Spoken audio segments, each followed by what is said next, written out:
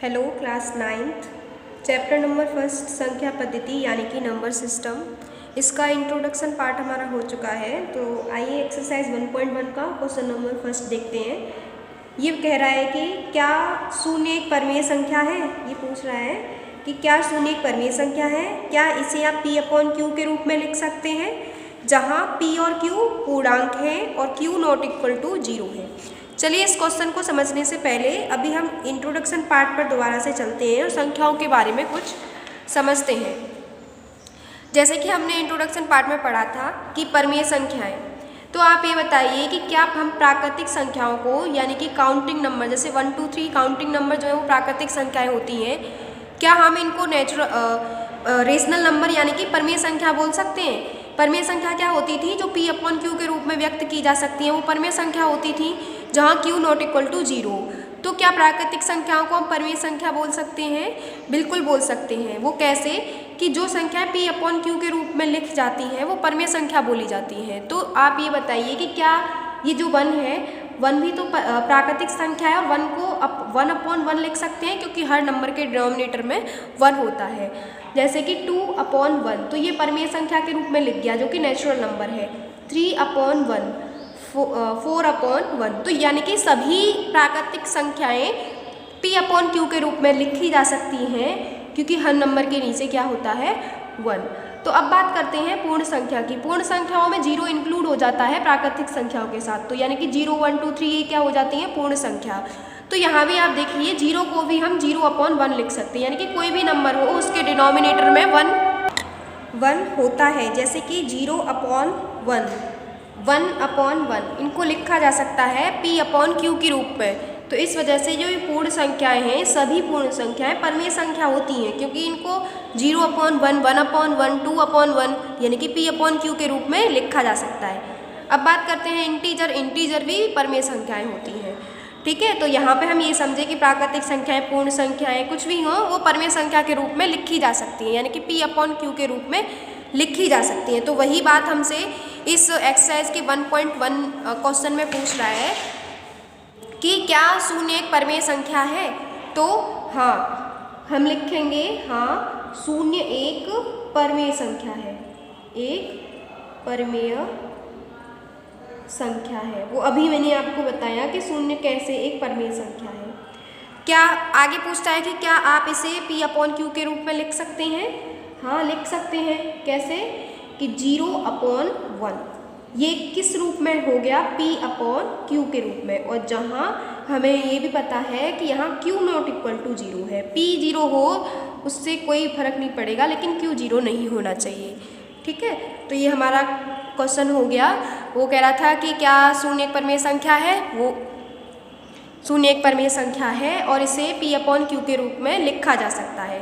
p और q पूर्णांक है। पूर्णांक आप सभी जानते हैं पूर्णांक क्या होते हैं, और 0 1 2 3 और इनका नेगेटिव। ठीक है, ये सभी क्या है पूर्णांक है। तो आप देख पा रहे हैं कि 0 p और q भी क्या है पूर्णांक है।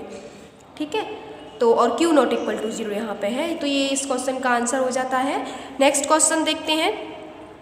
इसमें कह रहा है कि 3 और 4 के बीच में 6 परमेय संख्याएं ज्ञात कीजिए। एक बात समझिए कि किन्हीं भी दो संख्याओं के बीच में, किन्हीं भी दो संख्याओं के बीच में, संख्याओं के बीच में अनंत यानी कि इनफाइनाइट अनंत परमेय संख्याएं होती हैं, परमेय संख्याएं होती हैं। वो कैसे अभी देखेंगे हम। संख्याएं होती हैं जैसे कि वो 3 और 4 के बीच में ही पूछ रहा है, तो 3 के बीच में तो 3.001 ये भी आ जाता है ना, 3.1 भी आ जाता है, 3.12 भी आ जाता है। तो ऐसे ही 3 और 4 के बीच में क्या होती हैं अनंत परमेय संख्याएं होती हैं। ठीक है, तो अब वो हमसे 6 पूछ रहा है कि 6 परमेय संख्याएं बताइए। तो जरूरी नहीं है कि आपका आंसर मैच करे, तो बस आप उन परमेय संख्याओं को डिवाइड करके देख लेना कि वो इन 3 और 4 के बीच में आ रहा है कि नहीं। जैसे कि अगर हमें 6 परमेय संख्याएं ज्ञात करनी है तो इस 3 को क्या लिखा जा सकता है परमेय संख्या के रूप में 3/1 तो अगर आपको 6 परमेय संख्याएं याद करनी है तो 6 से एक ज़्यादा कितना होता है 7। 7 से न्यूमरेटर और डिनोमिनेटर में मल्टीप्लाई कर दिया करो 7 × 7। तो डिनोमिनेटर और न्यूमरेटर दोनों में मल्टीप्लाई करते हैं। जब भी हम अपनी तरफ से करते हैं तो उसका टोटल इफेक्ट 1 होना चाहिए। यहाँ पे देखो, यहाँ पे टोटल इफेक्ट कुछ नहीं पड़ रहा है। अगर हम 7 से 7 कट जाएगा तो ये 3 ही तो है। जैसे कि 21/7, 7 3 जा 21/7, 7 से डिवाइड करो 21 को तो 3 ही आ जाएगा। ऐसे ही 4 में भी 7 से डिनोमिनेटर और न्यूमरेटर में मल्टीप्लाई कर दो तो 7 4 जा कितना होता है 28/7। ठीक है, इसका मतलब 4 है और इसका मतलब 3 है। तो इनके बीच में 6 परमेय संख्याएं आपको लिखनी है। तो 21/7 से स्टार्ट करेंगे। ये है क्या, ये 3 ही है। फिर 22/7, 23/7, 24/7, 25/7, 26/7, 27/7 और 28/7। इसका मतलब क्या है 4। तो इनके बीच में 1 2 3 4 5 6 परमेय संख्याएं हो जाती हैं। ठीक है, 21/7 क्या है 3 है और ये 28/7 हमारा क्या है 4 है। ठीक है, ये जरूरी नहीं है कि हम इसमें 7 से मल्टीप्लाई करें। हम कोई भी संख्या से, यानी कि हम 10 से भी मल्टीप्लाई कर सकते हैं। न्यूमरेटर और डिनोमिनेटर में 10 से कर लो तो ये क्या हो जाएगा 30/10 और 4/1 में किससे 10 से मल्टीप्लाई कर लो। बस एक बात ध्यान रखना कि ये 6 पूछ रहा है ना, तो 6 से बड़ा नंबर होना चाहिए।